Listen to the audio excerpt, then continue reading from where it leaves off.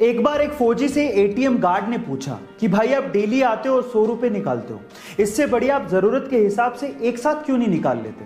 तो उसके बाद जो फौजी ने जवाब दिया ना, वो आप लोगों को सुनना चाहिए। फौजी ने कहा कि मेरे बैंक अकाउंट से मेरी वाइफ का मोबाइल लिंक्ड है।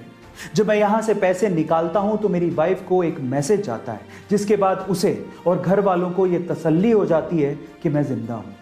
गाइस, फौजियों की भावनाओं को समझिए। वो सिर्फ हमारे लिए और देश की रक्षा करने के लिए ऐसी जगहों पर ऐसी कंडीशंस में रहते हैं। तो आज हमारे सब फौजी भाइयों के लिए एक सैल्यूट तो बनता है। गाइस, एक जिंदा इंसान अगर पानी में तैरना नहीं जानता तो वो पानी में डूब सकता है और मर सकता है, लेकिन एक मृत शरीर अपने आप पानी में तैरने लगता है। ये कितनी अजीब सी बात है, लेकिन इसके पीछे का साइंटिफिक तर्क क्या है, जरा उसे भी जान लेते हैं। देखिए, पानी में वो चीज डूबती है जिसकी डेंसिटी या घनत्व पानी से ज्यादा होता है। जब हम जिंदा होते हैं तो हमारी बॉडी की डेंसिटी पानी की डेंसिटी से ज्यादा होती है, इस वजह से हम लोग डूबने लगते हैं। लेकिन डूबने के बाद जब मृत शरीर में हम लोग परिवर्तित हो जाते हैं तो हमारे शरीर में पानी घुस जाता है और अंदर के जो बैक्टीरिया होते हैं वो पनपने लगते हैं और अंदर गैस बनाने लगते हैं, और उसी गैस की वजह से हमारी बॉडी का घनत्व या डेंसिटी पानी की डेंसिटी से कम हो जाती है और इस वजह से अपने आप ऊपर आके हम लोग तैरने लगते हैं। यही इसके पीछे का साइंटिफिक रीजन है। क्या इसके पहले तक के फैक्ट आप जानते थे? और अगर नहीं जानते थे तो चैट सेक्शन में जरूर लिखिएगा। गाइस, क्या आपको पता है कि डीजल इंजन का आविष्कार रुडोल्फ डीजल ने किया था? लेकिन अफसोस की बात यह है कि 1913 में रुडोल्फ डीजल ने सुसाइड कर लिया था, और सुसाइड का रीजन जान के आप लोग हैरान रह जाओगे। रुडोल्फ डीजल को यह लगता था कि जो डीजल इंजन का आविष्कार उन्होंने किया है वो बेकार है, फिजूल है, कभी काम नहीं आने वाला। सिर्फ इसी वजह से उन्होंने सुसाइड कर लिया था, बहुत जल्दी हार मान ली। अब 2018 की रिपोर्ट सुनिए।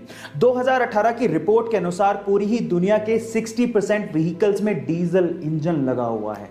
इसीलिए कहते हैं इतनी जल्दी हार नहीं माननी चाहिए। किस्मत का पहिया कब पलट जाए किसी को नहीं पता। आप लोगों के एग्जाम इंपॉर्टेंट हैं, लेकिन आपकी जिंदगी से इंपॉर्टेंट नहीं है। इसलिए मैं आप लोगों से एक बात कहना चाहता हूं, चाहे आपके एग्जाम कैसे भी हो, टेंशन मत लेना, क्योंकि ये कागज के टुकड़े आपकी जिंदगी डिसाइड नहीं करते। हां, अपना 200% दो, लेकिन टेंशन मत लो। और एक बात मैं आपके पेरेंट्स से भी कहना चाहता हूं, आप लोगों ने अपने बच्चे को 90% लाओगे तो ये दूंगा, 95% लाओगे तो ये दूंगा, ये कहा होगा। सही है, गलत नहीं है, लेकिन उसे यह भी कहो कि अगर नहीं आते या तू फेल हो जाता है तो भी मैं तेरे साथ खड़ा रहूंगा। आपके बच्चे आपका गर्व हैं, उनका साथ दो, क्योंकि एक दिन वो आपका नाम जरूर रोशन करेंगे।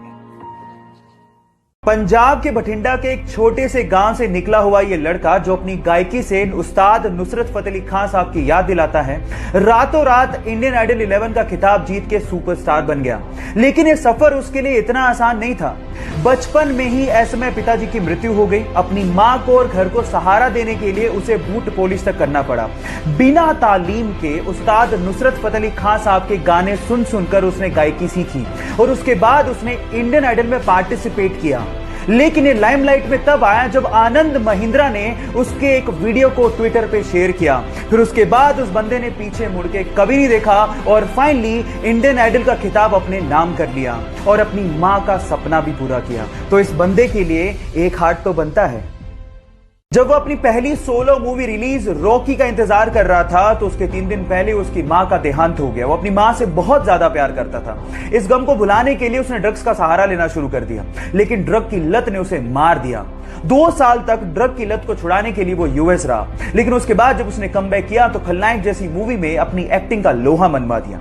लेकिन प्रॉब्लम्स यही खत्म नहीं हुई। 1993 के बम धमाकों में अवैध हथियार रखने के चक्कर में उसे जेल भेज दिया गया।